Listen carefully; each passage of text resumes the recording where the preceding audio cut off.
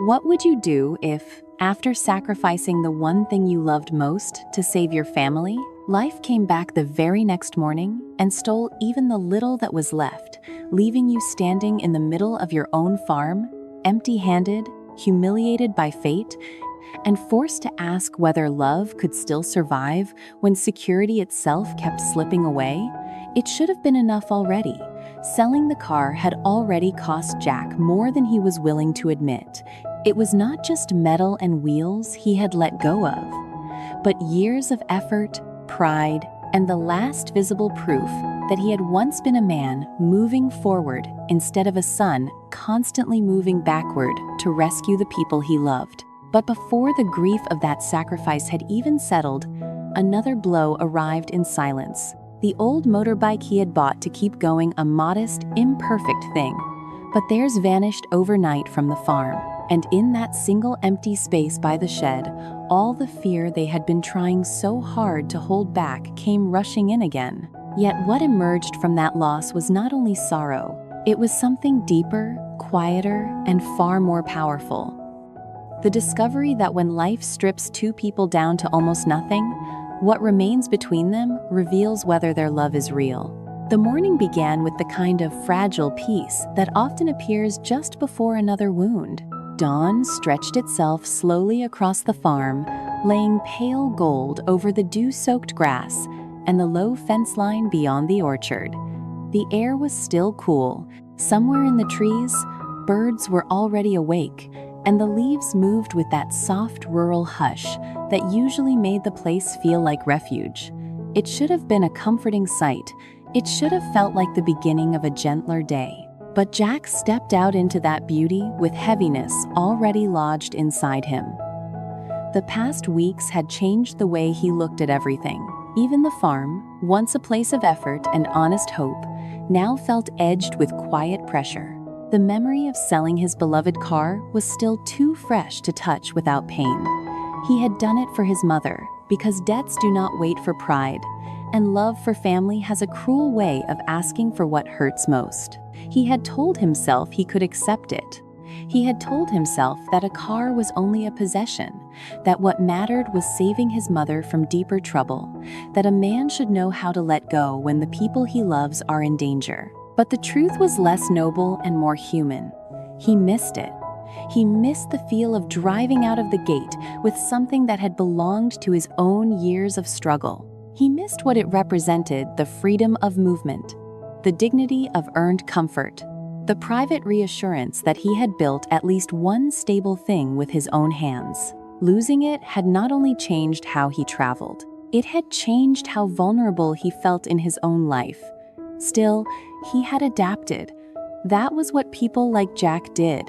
He bought a small second-hand motorbike just to get by, just enough to travel between the farm, the town, and the endless responsibilities waiting for him. It was old, scratched, and unremarkable, but it served a purpose. In a season when everything seemed to be shrinking, that bike had become their little compromise with hardship. So when he walked toward the shed that morning and saw the empty space where it should have been, his body reacted before his mind could. He stopped so abruptly that even the silence around him seemed to tighten. For a second, he thought he had come to the wrong place, that he had forgotten where he parked it, that exhaustion was playing a cruel trick on him. But the ground did not lie. The space was bare. The bike was gone. There are losses that arrive noisily, with argument and witnesses and time to prepare. And then there are losses like this one, small enough to sound almost embarrassing if spoken aloud, yet devastating precisely because they strike where life is already weakest. Jack stared at the empty patch of earth, and the disbelief in him curdled into panic.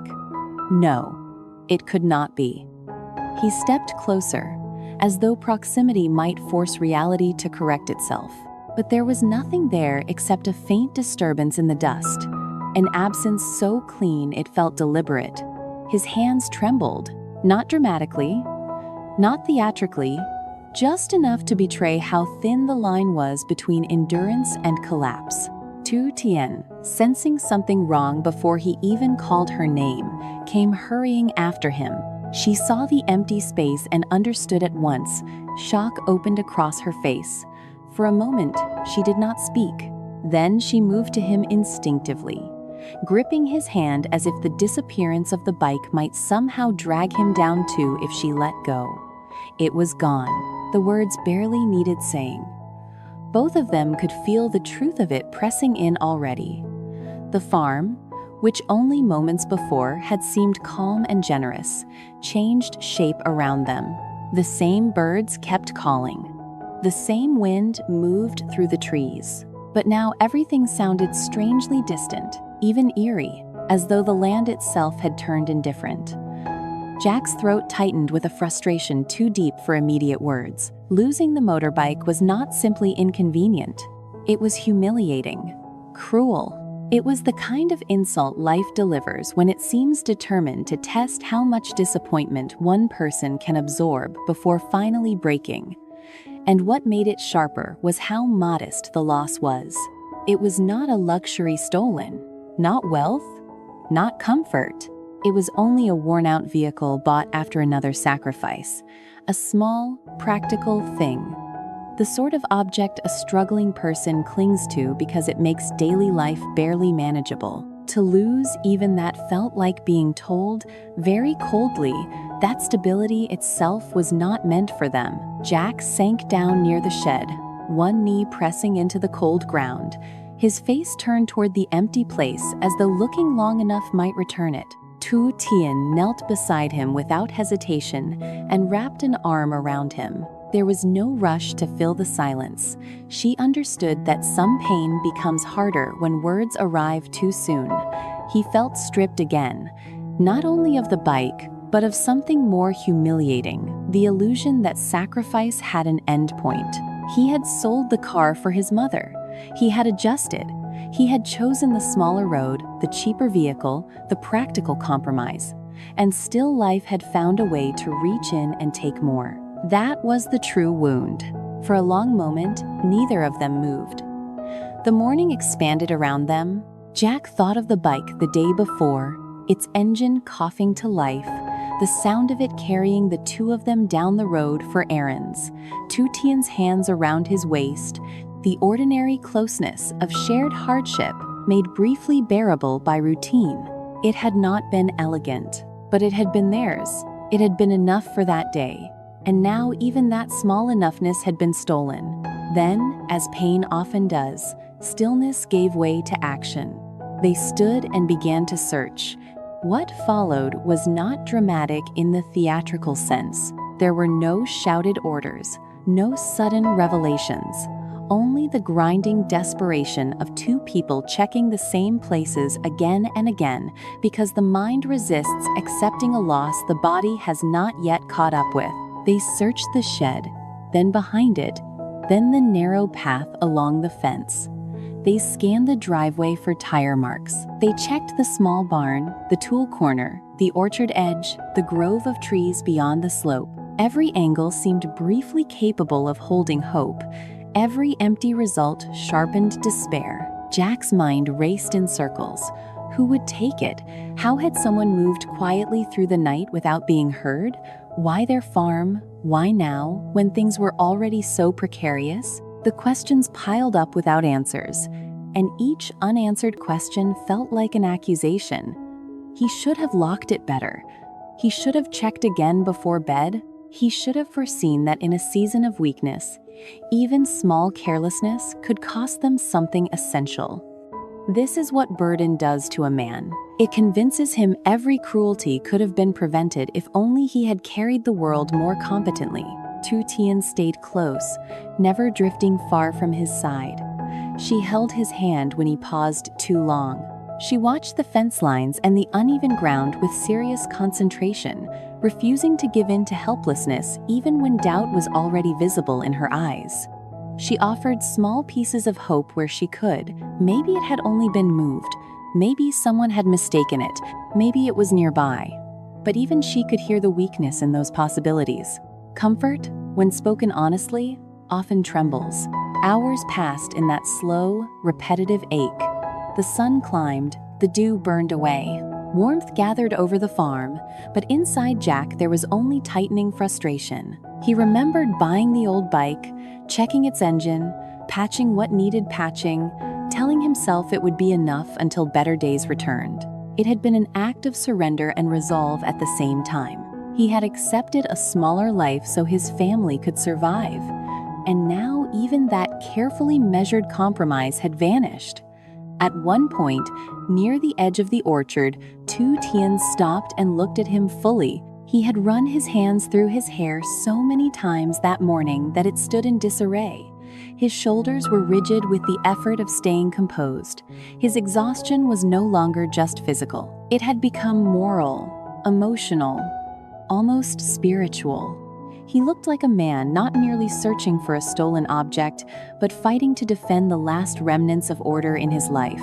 She squeezed his hand and told him, softly but with firm steadiness, that they would get through this.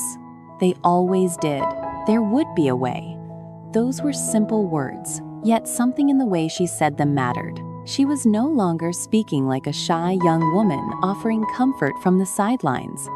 She was speaking as his partner in hardship, as someone who understood that when life strikes again and again, love must become more than affection. It must become presence, endurance, a place for another person to lean when pride can no longer hold them upright. Jack looked at her and felt two things at once: gratitude and guilt. Gratitude, because her faith in him was the only soft thing left in that morning. Guilt, because he hated that his burdens kept spilling over onto her. A man like Jack wants to protect. He wants to solve problems before they can disturb the people he loves, but hardship had made that impossible. Now Tu Tien was living inside the consequences too, inside the sold car, the missing bike, the shrinking options, the uncertainty of what new loss might come next. And yet she remained. That, more than anything, began to change the shape of the day. By late morning, they were exhausted. The search had yielded nothing but dust, footprints, and deeper acceptance of the truth. The bike was not hidden on the farm. It was gone. Jack finally sat near the small barn, elbows on his knees, eyes fixed on nothing. Tu Tien lowered herself beside him and rested a hand against his back, moving it slowly as though soothing a fever that had no medicine. This was the pause before reaction, the real one. Not the frantic search, not the first shock, but the moment when reality settled, heavy and undeniable, and they had to choose what kind of people they would become inside it. Jack broke the silence first, though barely. He said he could not believe it was gone. It was such a small sentence, but it carried so much more underneath. I cannot believe I gave up so much and still it was not enough. I cannot believe stability keeps leaving me. I cannot believe I am failing at something as ordinary as protecting a vehicle on my own land. I cannot believe I have so little margin left that even this matters so much. Tu Tien leaned closer until her forehead nearly touched his shoulder. Her own eyes had filled, but she kept her voice steady. She told him the bike did not define them. It did not erase what they had built, or who he was, or what they could still endure together. The words were quiet, but they were not naive. She was not pretending the loss was small. She was naming something larger than the loss. That is the moment the story truly turns. Because Jack began to understand, painfully and slowly, that if he let this theft become the measure of his life, then everything he had sacrificed would collapse into bitterness. The bike mattered. It mattered deeply, but not more than the person sitting beside him. Not more than the trust still alive between them. Not more than the quiet fact that, even after being tested again, they were still facing the blows side by side instead of turning against each other. That realization did not erase his anger. It did not make the loss acceptable, but it gave him a different kind of ground to stand on. They sat together on a fallen log afterward, near the barn, both too tired to search any longer and too proud to call the day over dramatically. The sun was high now, casting harsher light over the orchard and the dirt path.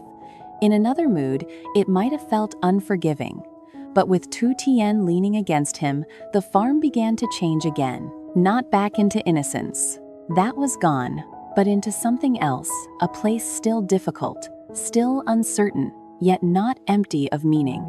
Jack exhaled deeply. For the first time since morning, the breath did not shake. He saw, with uncomfortable clarity, that hardship was doing its real work now, not through theft, but through revelation. It was showing him what remained when convenience disappeared.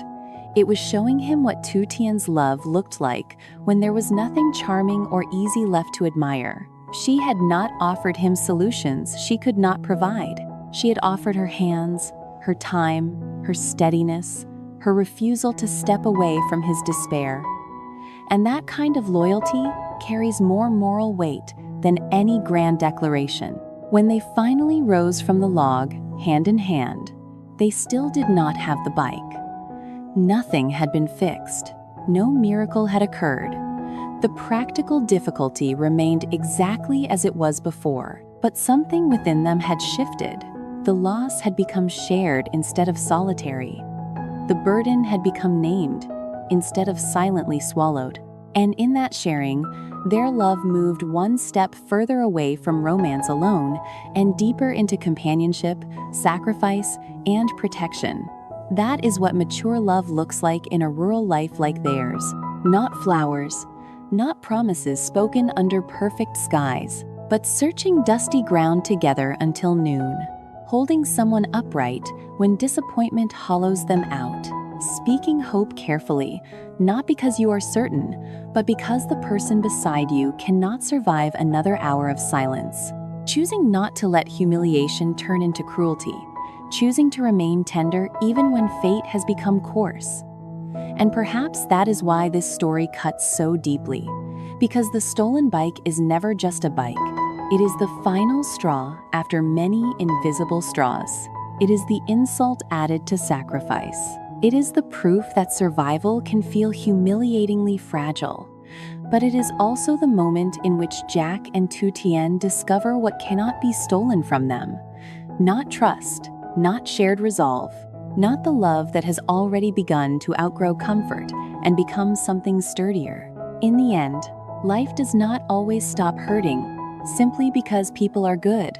Sometimes the losses keep coming. Sometimes the practical problems remain unsolved by sunset. Sometimes all you are left with is a tired body, an empty space where hope once stood, and the hand of the one person who still refuses to leave. But maybe that is the emotional truth this story leaves behind. Resilience is not the absence of heartbreak. It is the decision to keep standing inside heartbreak without letting it poison the love that remains. Jack lost the car. Then he lost the bike.